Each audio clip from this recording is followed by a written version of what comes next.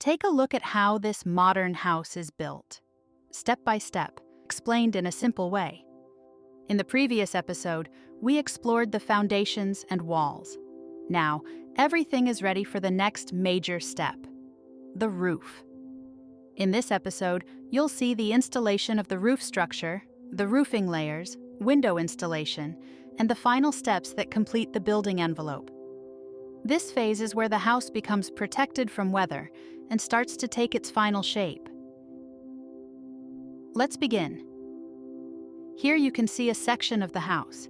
The roof structure is made of prefabricated trusses, with an open space in the center that can be used for storage.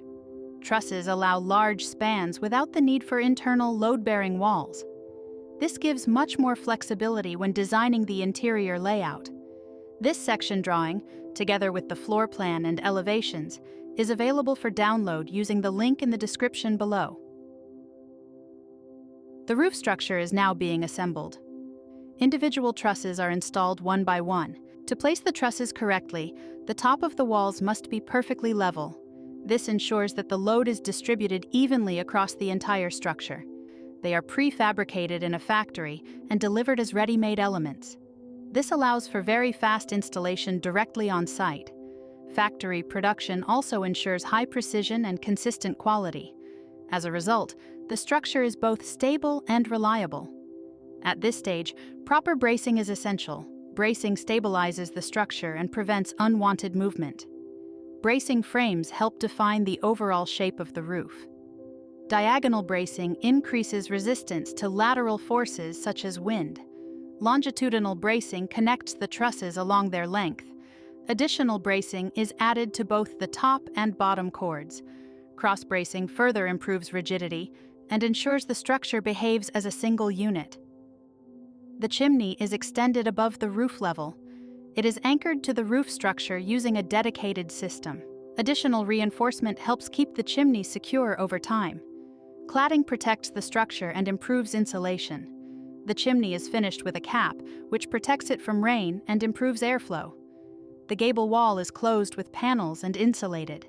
This reduces heat loss and prevents cold air from entering the structure. It also improves the overall energy performance of the house. The roof structure is covered with boards. This layer increases the rigidity of the roof and stabilizes the entire structure. It also creates a solid base for the roofing system. A ventilation gap must be maintained.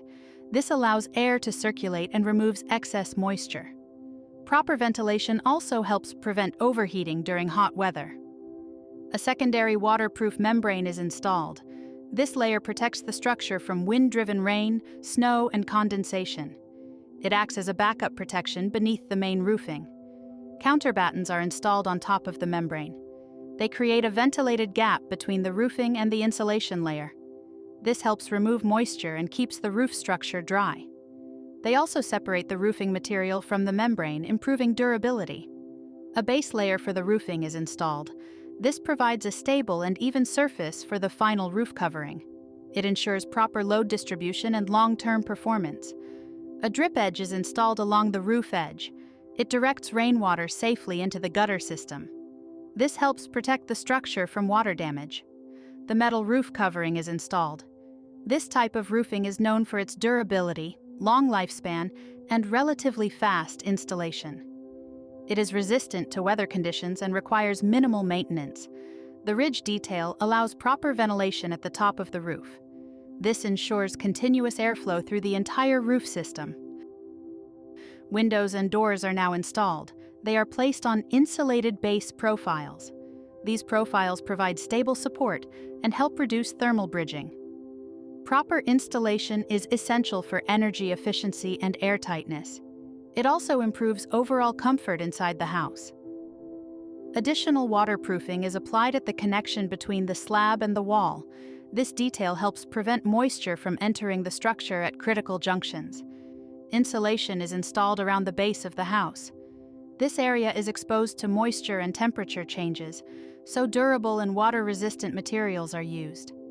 Plinth insulation helps prevent heat loss and protects the foundation from freezing. It also reduces the risk of mold and condensation. a base layer of plaster is applied to the exterior walls. This layer evens out the surface and protects the masonry. It also creates a strong base for the final finishing coat. At this point, the entire building envelope is complete. The house is now protected from weather and ready for interior work. In the next episode, we'll move inside and explore the ceiling and floor construction. What's above you and what's beneath your feet? Thank you for watching. If you enjoyed this video, don't forget to like, subscribe, and stay tuned for more architectural content.